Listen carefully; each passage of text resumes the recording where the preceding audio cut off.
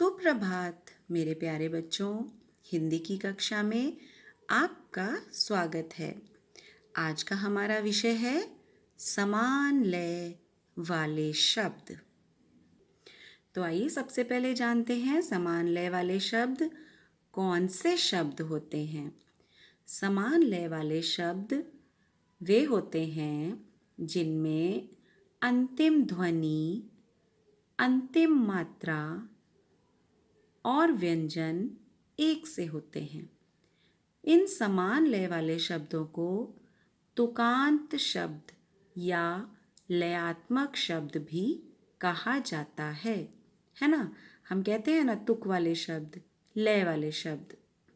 तो आइए उदाहरण के साथ हम इन शब्दों को समझते हैं।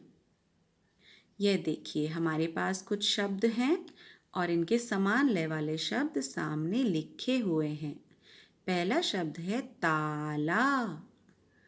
ताला शब्द में अंतिम व्यंजन, अंतिम मात्रा पर ध्यान देना है। तो हमने ता के स्थान पर माँ लगा दिया और हमारा समान लय वाला शब्द बन गया माला। इसी प्रकार काला।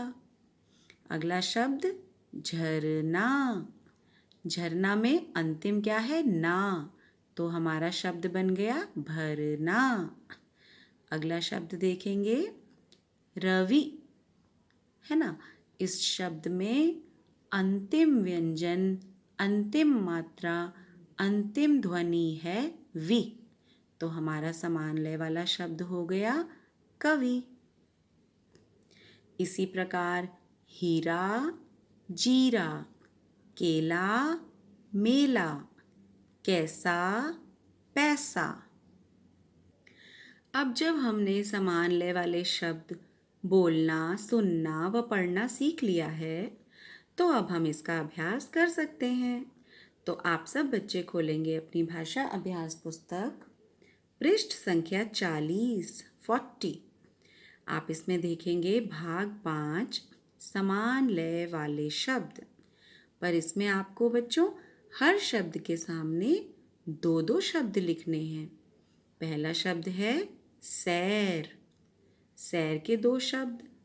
अगला शब्द है गैया, गैया। हमने सैर शब्द को बोलते समय ए की मात्रा का प्रयोग किया, लेकिन हमने गैया बोलते समय आई का प्रयोग क्यों किया? क्योंकि यदि किसी भी व्यंजन या किसी भी वर्ण पर ए मात्रा का प्रयोग होता है और उसका अगला व्यंजन य है, य, तो उस ए मात्रा की ध्वनि आई में बदल जाती है। जैसे गैया, नैया, मैया, खिवैया, ठीक है।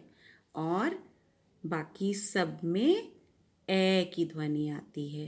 हैरान, फैला, कैसा। तो अब आप इन शब्दों के समान लय वाले शब्द सोचिए।